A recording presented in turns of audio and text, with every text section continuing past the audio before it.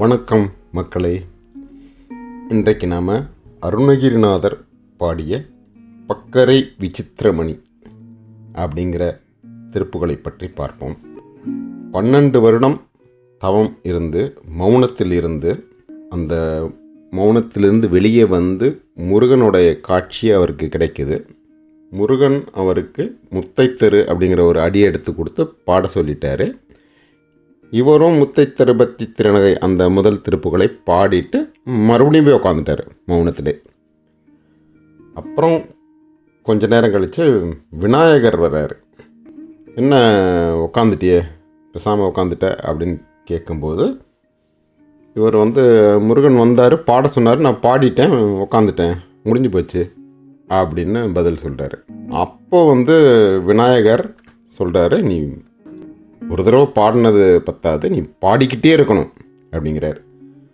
அப்போ அருணகிரிநாதர் கேட்குறாரு, என்ன பாடிக்கிட்டே இருக்கிறதுன்னு என்ன எதை பாடுறது அப்படின்னு கேட்ட உடனே அந்த பாடு பொருள் எதெல்லாம் பாடணும் அப்படின்ட்டு விநாயகர் ஒரு லிஸ்ட்டு போட்டு கொடுக்குறாரு. அந்த லிஸ்ட்டை அவர் வாங்கிக்கிட்டு அதில் உள்ள பொருள்கள் எல்லாம் வச்சு தான் திருப்புகள் பின்னால் 16,000 திருப்புகள் பாடியிருக்காரு. நமக்கு இன்றைக்கி கிடைச்சது ஒரு 1300 அந்த அவ்வளோதான் கிடச்சிருக்கு. கடன் அப்படியே மடை திறந்த வெள்ளம் மாதிரி பாட ஆரம்பிச்சிட்டாரு. இந்த பொருள்கள்லாம் விநாயகர் சொன்ன அந்த பொருள்கள்லாம் வச்சு அந்த என்னென்ன சொன்னாருன்னு இந்த பாட்டில் லிஸ்ட்டு போட்டு கொடுக்குறாரு. முதல் பகுதியில் விநாயகர் சொன்ன பொருள்களெல்லாம் லிஸ்ட்டு போடுறாரு. 2வது பகுதியில் விநாயகரை புகழ்ந்து அவர் என்னென்ன சாப்பிடுவார் அதெல்லாம் சொல்லி அவரோட விநாயகரோட பெருமைகளை சொல்லி முடிக்கிறாரு. பக்கரை என்றால் இந்த குதிரையோட சைடில் இருக்கிற ஒரு கால் வைக்கக்கூடிய ஒரு இடம். ஆங்கிலத்தில் ஸ்டிரப் அப்படின்னு சொல்லுவாங்க. அதுக்குள்ளே காலை மாட்டிக்கிட்டு தான் நம்ம குதிரையில் உட்காந்து போக முடியும். அது தமிழில் இன்னொரு பேர் அங்கவடி அப்படின்ட்டு இன்னொரு பேர் இருக்குது. அந்த பக்கரையையும் பலவிதமான மணிகளையும்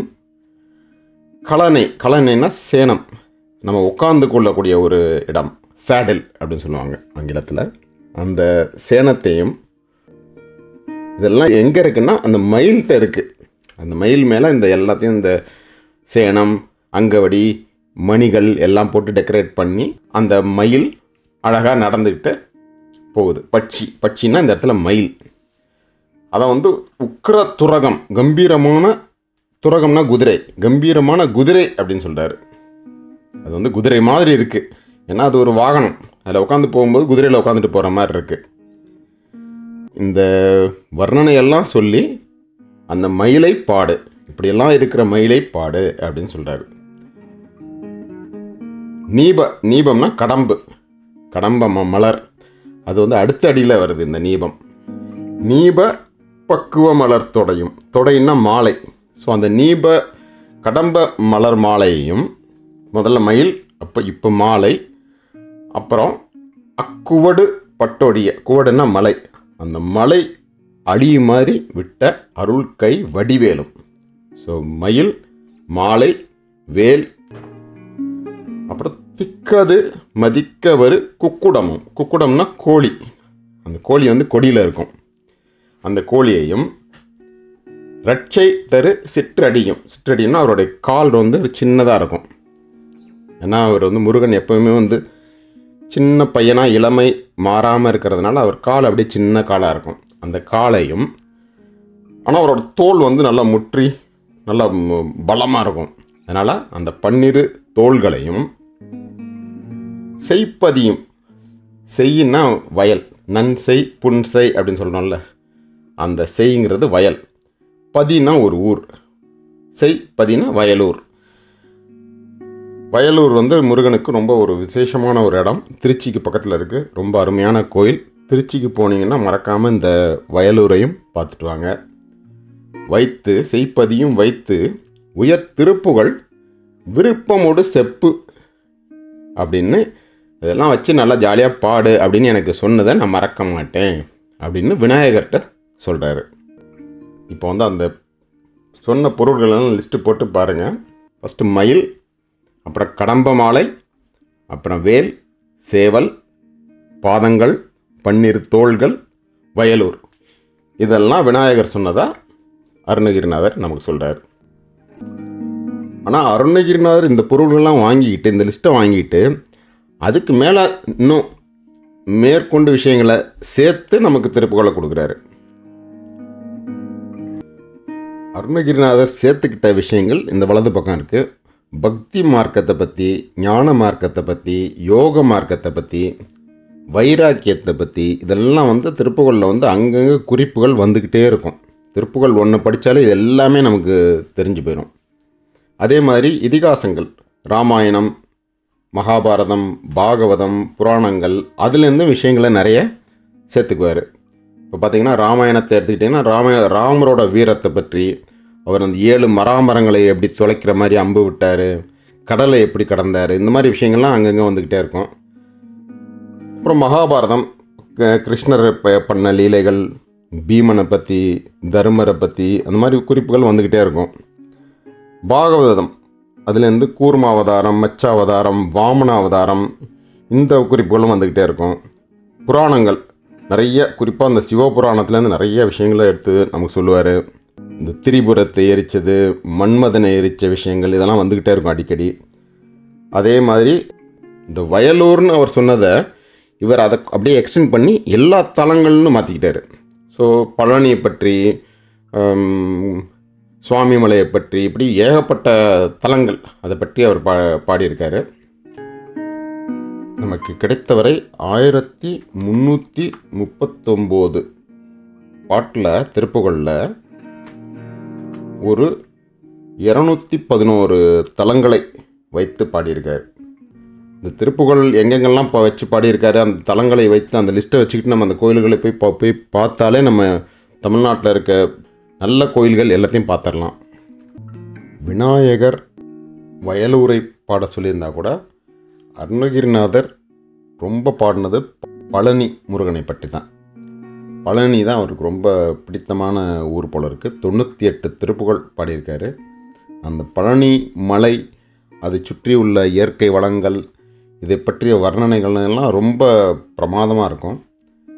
அடுத்தபடியே தான் மற்ற இடங்கள்லாம், திருச்செந்தூர், திருவருணைன்னா திருவண்ணாமலை, சிதம்பரம், தணிகை, இப்படி போகுது லிஸ்ட்டு. இலங்கைக்கு கூட போய் திரிகோணமலை, கதிர்காமம், இங்கெல்லாம் கூட போய் பாடியிருக்காரு. திருப்பதியில் போய் பாடியிருக்காரு. நிறைய ஊர்களுக்கு, தலங்களுக்கு போய் பாடியிருக்காரு. ஆனால் எங்கே போனாலும் அவர் நேராக போகிறது முருகன் சன்னதிக்கு தான். அவர் பாடுறது முருகனை மட்டும்தான். அந்த பரம்பொருளை முருகனோட வடிவத்தில் அவர் பார்க்குறாரு, அவ்வளோதான். 2வது பகுதியில் விநாயகரை போற்றி பாடுறாரு.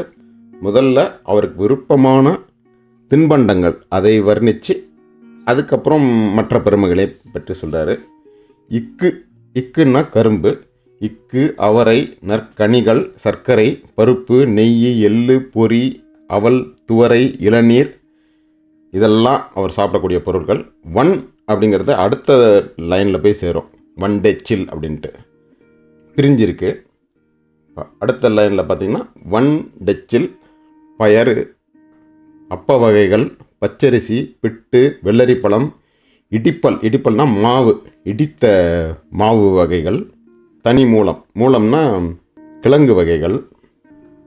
அப்புறம் அடிசில்னா சமைத்த உணவு. இந்த அடிசில்ங்கிறது வந்து பார்த்திங்கன்னா அந்த அடு அப்படிங்கிற ஒரு வேர்லேருந்து வருது. அடு அப்படிங்கன்னா சமை அப்படின்னு அர்த்தம். அதில் என்ன அடுப்பு, அடுக்கலை, அடிசில், இந்த மாதிரி வார்த்தைகள்லாம் வந்திருக்கு.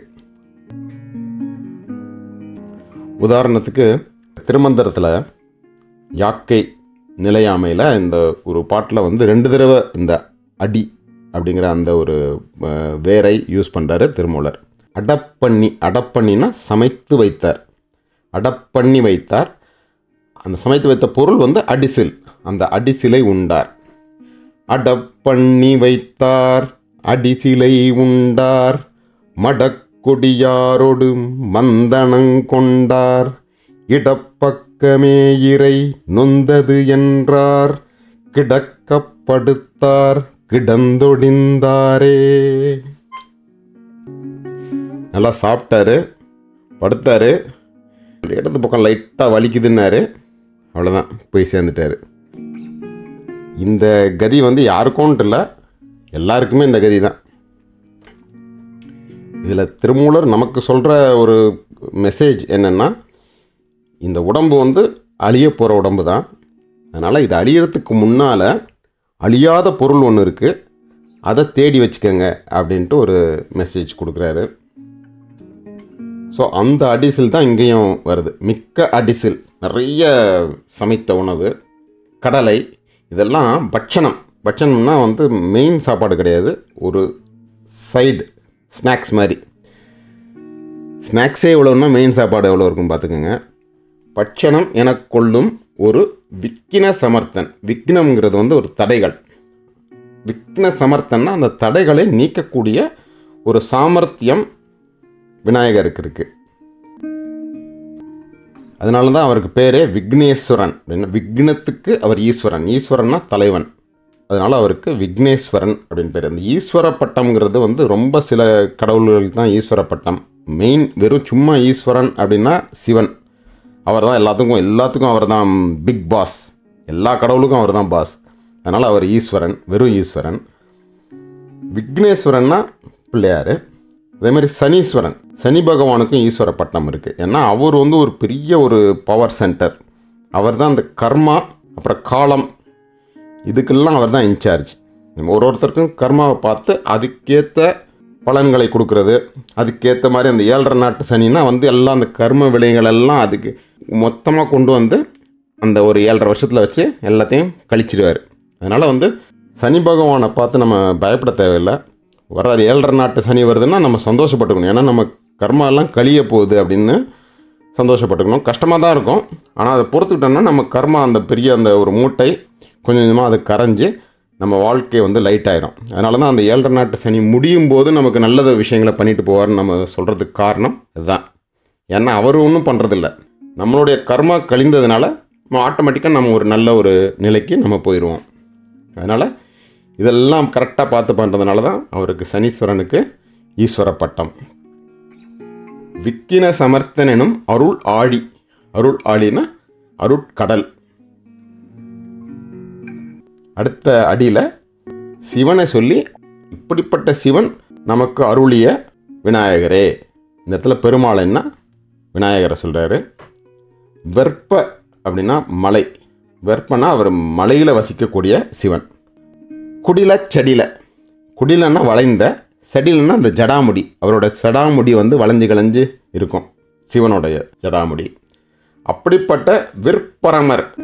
விற்பரமர்னா வில்லை ஏந்திய சிவன் ஆகிய அப்பர். நம்ம எல்லாருக்குமே அப்பா அவர் தான். அதனால் விற்பரம அப்பர் அருள் வித்தக மறுப்புடைய. வித்தகம்னா ஞானம் அல்லது சிறப்பான அப்படின்னு ஒரு பொருள். வித்தகம் மறுப்புடையன்னா சிறப்பான கொம்பை உடைய பெருமாளே, விநாயகரே. ஸோ இவ்வளோ பெருமைக்குடைய விநாயகரே, நீங்கள் வந்து எனக்கு திருப்புகழை பாடுவதற்கு இப்படி ஒரு லிஸ்ட்டு போட்டு பாடு பொருள்களை கொடுத்ததற்கு நான் மறக்க மாட்டேன், நான் நன்றியோடு இருப்பேன். இதுதான் இந்த பாட்டோட ஒரு அர்த்தம். இப்போ பாட்டை ஃபுல்லாக ஒரு தடவை பார்த்துருவோம். இங்கே அந்த பாட்டையும் ஃபுல்லாக கொடுத்து அந்த விளக்கத்தையும் ஃபுல்லாக கொடுத்துருக்கேன். ஒரு தடவை படித்து பார்த்துக்கோங்க. பாட்டோட சொந்தம் மேலே இருக்குது. முதல்ல ஒரு ஃபாஸ்டான ஸ்டைலில் பார்ப்போம். இது வந்து பித்துக்குளி முருகதாஸ் இந்த ஸ்டைலில் பாடுவார். கொஞ்சம் ஃபாஸ்ட்டாக இருக்கும், கேட்குறதுக்கு கொஞ்சம் விறுவிறுப்பாக இருக்கும். தத்ததன தத்ததன தத்ததன தத்ததன தத்ததன தத்ததன தனதான பக்கரை விசித்திரமணி பொற்களனை இட்ட நடை பட்சியனும் முக்ரதுரகமுனீப பக்குவ மலர் தொடையும் அக்குபடு பட்டொடிய பட்டுருவ விட்டருள்கை வடிவேலும் திக்கது மதிக்கவரு குக்குடமுரட்சை தரு சிற்றடியும் முற்றிய பன்னிரு தோளும் செய்ப்பதியும் வைத்துய திருப்புகழ் விருப்பமொடு செப்பனையன கருளை மறவேனே. விருப்பமொடு செப்பு திருப்புகழ் விருப்பமோடு செப்பன என கருள்கை மறவேனே. ரெண்டாவது ஸ்டைல் கொஞ்சம் ஸ்லோவாக இருக்கும், நமக்குலாம் பாடுறதுக்கு கொஞ்சம் ஈஸியாக இருக்கும், பொறுமையாக பாடலாம். தத்த தன தத்த தன தத்த தன தத்த தன தத்த தன தத்த தன தன தான பக்கரை விசித்திரமணி பொற்களனை இட்ட நடை பட்சியனும் உக்ர தூரகமுனீப பக்குவ மலர்த்தோடையும் அக்குவடு பட்டோடிய பட்டுருவ விட்டருள்கை வடிவேலும் திக்கது மதிக்கவரு குக்குடமுரட்சை தரு சிற்றடியும் முற்றிய பன்னீரு தோளும் செய்பதியும் வைத்துயர் திருப்புகழ் விருப்பமோடு செப்பன என கருள்கை மறவேனே. இக்கவரை நற்கணிகள் சர்க்கரை பருப்புடனை எட்பொரியவற்றுவரை இளநீர் வண்டச்சில் பயரப்பவகை வண்டச்சில் பயரப்பவகை பச்சரிசி பிட்டும் வெள்ளரிப்படமேடி பல்வகை தனி மூலம் மிக்க அடி சிற்கடலை பட்சணமென கோளொரு விக்கின சமர்த்தனெனு அருளாடி வெற்பகுடில செடில விற்பரமரப்பரருள் வித்தக மறுப்புடைய பெருமாளே வித்தக மறுப்புடைய பெருமாளே.